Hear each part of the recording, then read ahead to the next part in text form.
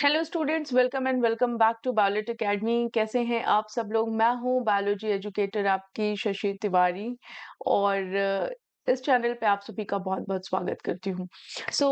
जिन लोगों ने अभी तक मुझे सब्सक्राइब नहीं किया है, go ahead and subscribe me on YouTube. अगर आपको मेरा चैनल पसंद आता है सब्सक्राइब कर सकते हैं, नहीं पसंद आता है कोई बात नहीं। इंस्टाग्राम अगर आप मुझे फॉलो करना चाहते हैं इंस्टाग्राम पे, तो इंस्टाग्राम का हैंडल दिया हुआ है, टेलीग्राम का भी हैंडल दिया हुआ है, आप मुझे ज्वाइन कर सकते हैं टेलीग्राम पे भी। ऑलराइट, सो आज का जो हमारा टॉपिक होने वाला है वो होने वाला है overview of cell. What is a cell? ठीक है। सेल क्या है ये आज हम जानेंगे। इससे पहले मैंने सेल की डिस्कवरी बता दी थी, सेल की थ्योरी बता दी थी, अगर आप पुराना वीडियो देखेंगे। लेकिन इस वीडियो में हम डिस्कस करेंगे कि सेल क्या है। तो सेल जो है वो एक basic structural and functional unit of life है एज पर योर एनसीईआरटी। ठीक है। अब इसका जो ये वाला पार्ट है ना, basic structural unit. Basic structural unit का क्या मतलब हुआ भाई? बेसिक स्ट्रक्चरल यूनिट का मतलब हुआ कि कोई चीज है जो स्ट्रक्चर बना रही है, राइट? कोई चीज है जो स्ट्रक्चर बना रही है, तो इसीलिए तो हम उसे basic structural unit of life कहेंगे। ओके, एक मिनट दीजिएगा। Now it is okay. ठीक है। अब आप मुझे बताइए कि स्ट्रक्चरल यूनिट की अगर हम बात करें, बेसिक स्ट्रक्चरल यूनिट की, तो आप ये समझिए कि पूरा स्ट्रक्चर जो है वो सेल बना रहा है, यानी सेल से बना हुआ स्ट्रक्चर हो सकता है, right? So all living organisms are made up of cell. ठीक है। सारा जो लिविंग ऑर्गेनिज्म का पूरी बॉडी होती है वो सेल से बनी होती है। यूनिसेलुलर ऑर्गेनिजम्स जो होते हैं, uni means single, uni means single. ठीक है। तो यूनी सेलुलर जो होते हैं, जैसे कि बैक्टीरिया है, तो वन सेल बॉडी होती है उनकी, यानी वन सेल है। And this is whole organism. Whole organism कौन सा है भाई? ये हो गया हमारा बैक्टीरिया, राइट? ये कौन सा ऑर्गेनिज्म है? ये है हमारा bacteria. Is it okay? Multi cellular organism की बात करते हैं, जैसे कि हम लोग हैं, मल्टी सेलुलर है। एक सेल नहीं है, एक सेल से हमारा काम नहीं चल सकता, हम हमारे अंदर बहुत सारे सेल्स हैं, राइट? तो ये मल्टी सेलुलर ऑर्गेनिजम्स हैं।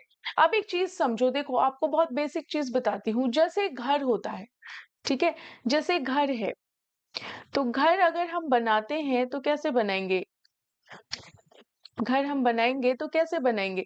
घर हम ईंटों से ही तो ऐसे ऐसे करके बनाते हैं, ऐसे ही तो बनाते हैं, ईंटों से बनाते हैं या नहीं बनाते?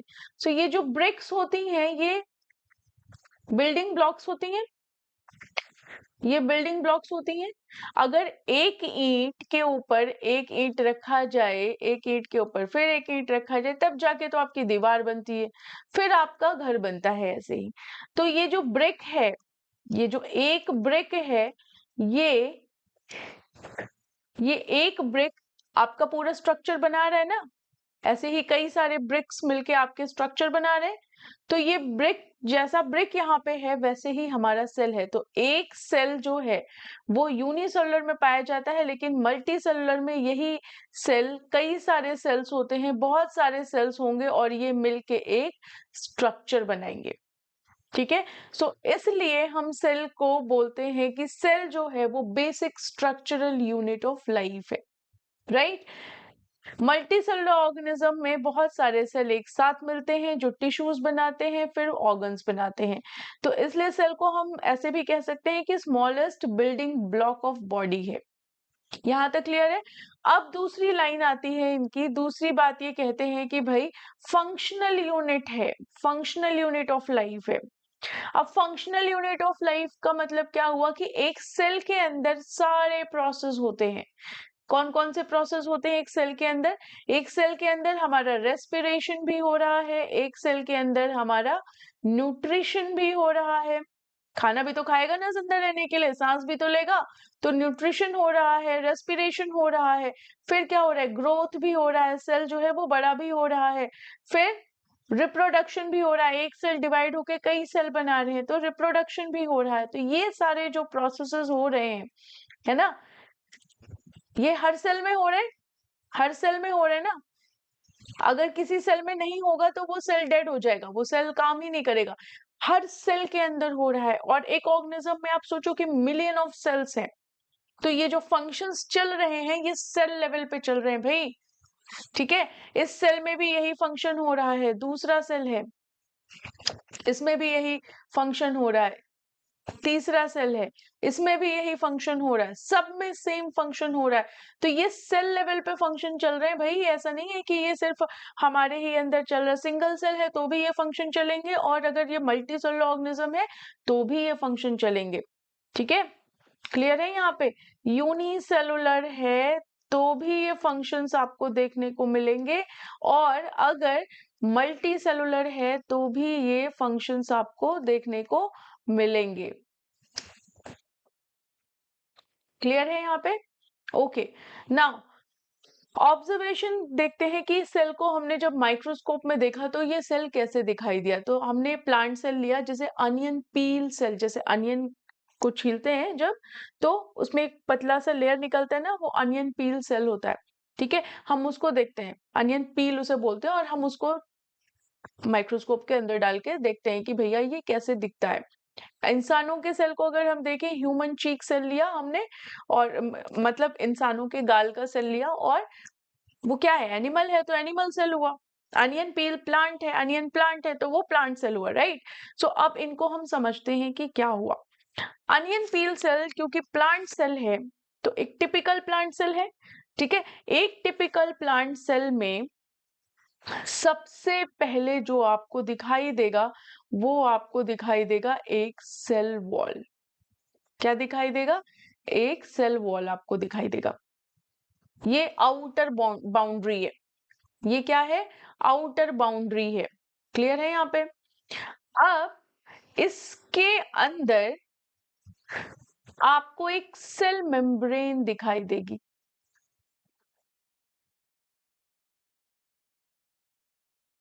ये आपको सेल मेम्ब्रेन दिखाई दे रही है। ये जो पिंक वाला था ये क्या था? ये सेल वॉल है। ब्लू वाला क्या है? सेल मेम्ब्रेन है। हम अनियन पील सेल की बात कर रहे हैं, यानी प्लांट सेल की बात कर रहे हैं, ठीक है। ये है हमारा सेल मेम्ब्रेन, ठीक है। अब अगर हमने ह्यूमन चीक सेल को देखा, यानी कि एनिमल सेल को देखा, तो एनिमल सेल में आपको सिर्फ और सिर्फ एक मेम्ब्रेन दिखाई देगी, और ये मेम्ब्रेन कौन सी है? सेल मेम्ब्रेन है, ठीक है। ये प्लांट सेल है और ये एनिमल सेल है। क्लियर है यहाँ पे?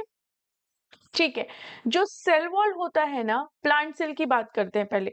तो सेल वॉल जो होता है ये आउटर बाउंड्री है, यहाँ पे आप देख रहे हो ये आउटर बाउंड्री है, ठीक है। ये बहुत रिजिड लेयर होती है, और किसकी बनी हुई होती है? ये बनी होती है सेलुलोज की। किसकी बनी होती है? सेलुलोज की बनी होती है। अब क्योंकि ये रिजिड लेयर है तो ये प्रोटेक्शन और शेप दोनों प्रोवाइड कर रही है, राइट। अगर प्लांट्स को आप टच करोगे ना तो वो ऐसे नहीं हो जाएंगे इंसानों की तरह, ऐसे ऐसे नहीं हो जाते वो बिल्कुल टफ रहते हैं, just because of their cell wall, ठीक है। अब सेल मेम्ब्रेन का क्या काम है भाई? सेल मेम्ब्रेन अंदर है तो सेल मेम्ब्रेन सेमी परमिएबल होती है। कोई भी चीज कोई भी चीज इसके अंदर इजीली ना आ सकती है और ना अंदर से बाहर जा सकती है। जिसको ये अलाउ करेगी वही अंदर बाहर जा सकता है। तो कुल मिला के ये क्या करती है? कंट्रोल करती है। किस चीज को? एंट्री एंड एग्जिट, दोनों को ये कंट्रोल करती है। क्लियर है यहाँ पे? Cell wall rigid outer outer layer है, सेलुलोज की बनी हुई है भाई, इस टर्म को हमेशा याद रखना। सेल वॉल सेलुलोज की बनी हुई होती है, ठीक है। प्रोटेक्शन और शेप दे रही है। सेल मेम्ब्रेन क्या कर रहा है? प्रेजेंट है सेल वॉल के अंदर, और आप देखो कि ये सेमी परमिएबल है। क्या करता है? कंट्रोल करता है entry and exit of substances को। क्लियर है? Okay, now we will talk about human cell. Human cheek cell की बात करते हैं, यानी एनिमल सेल की बात करते हैं। तो प्लांट सेल की तरह यहाँ पे कोई पिंक वाला स्ट्रक्चर है नहीं, सेल वॉल तो है ही नहीं, सेल वॉल है नहीं। सिर्फ और सिर्फ क्या है? सेल मेम्ब्रेन है जो सेल को सराउंड करता है, ठीक है।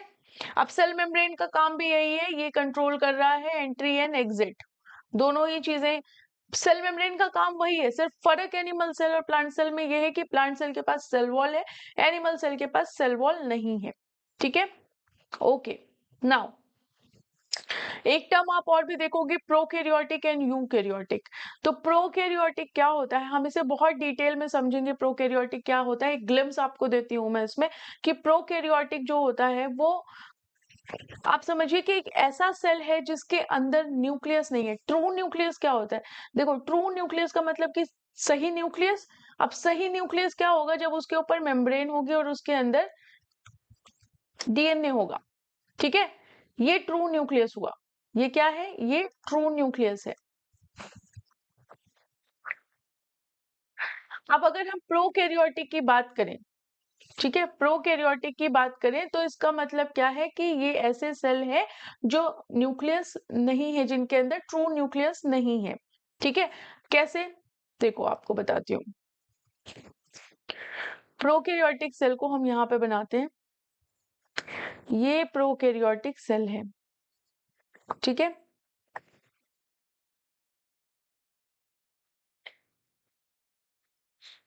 इसके अंदर ये साइटोप्लाज्म है। इसके अंदर क्या है, ये साइटोप्लाज्म है। समझ में आया? ओके,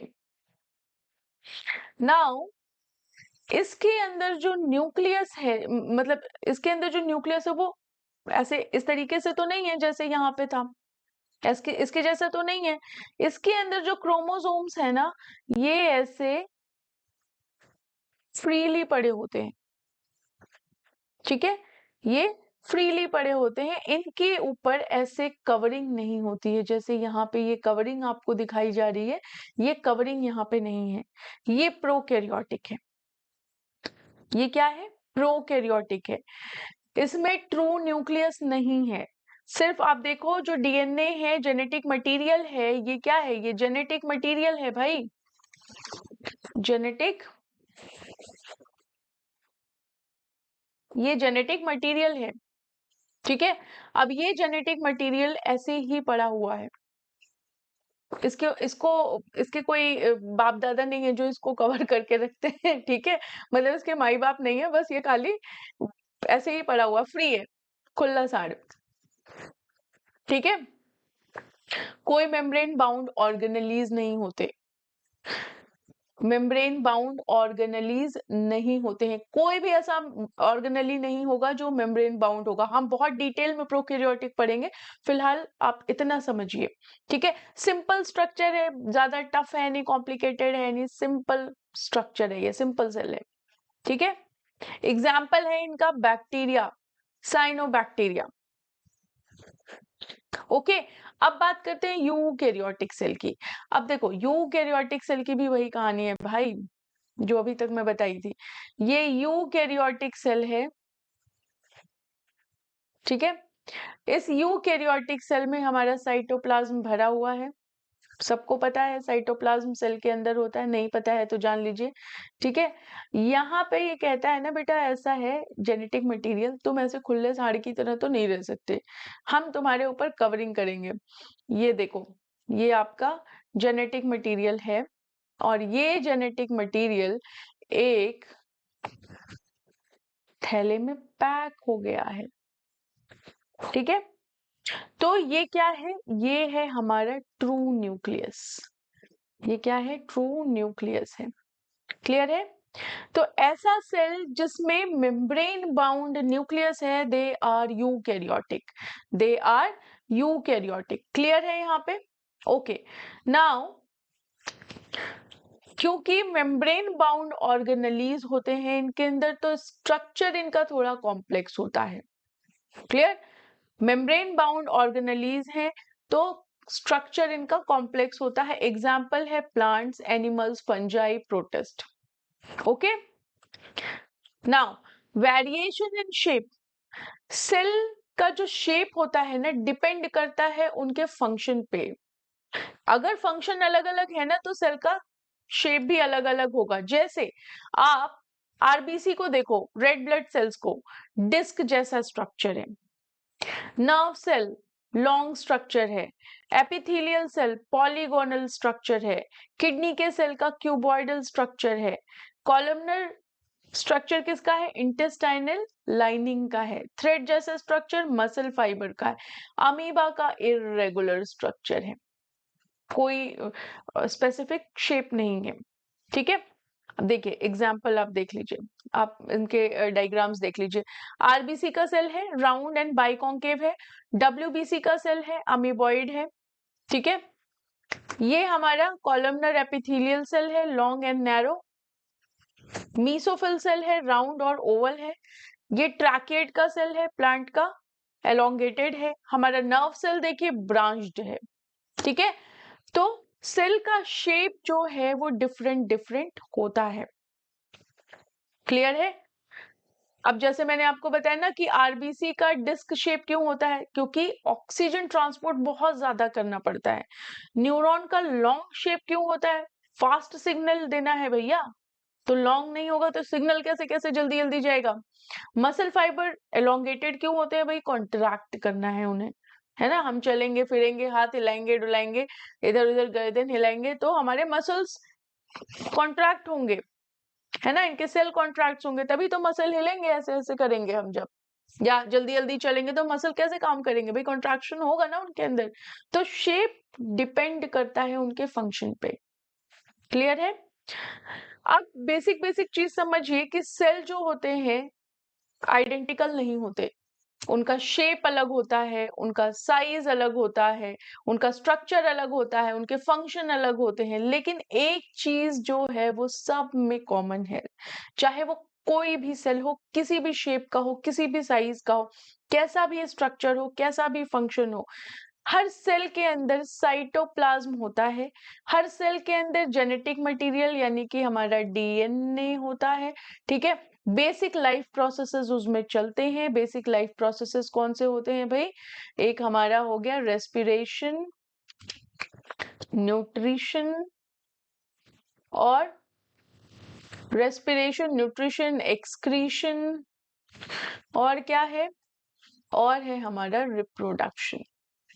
ठीक है, सो ये सारी चीजें ना चलेंगी ही चलेंगी, कैसा भी शेप हो, कैसा भी साइज हो, कैसा भी स्ट्रक्चर हो, कैसा भी फंक्शन हो, लेकिन हर सेल के अंदर साइटोप्लाज्म होगा।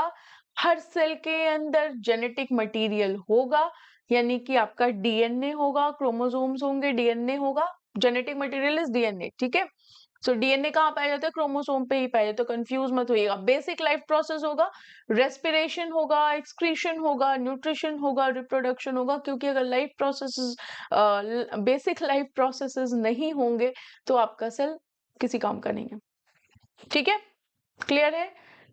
शेप मैंने आपको बता दिया। अब साइजेस की बात करते हैं कि भाई जितने प्रकार का, जैसे मैंने आपको बताया ना कि शेप में वेरिएशन है तो इनके साइज में भी वेरिएशन है।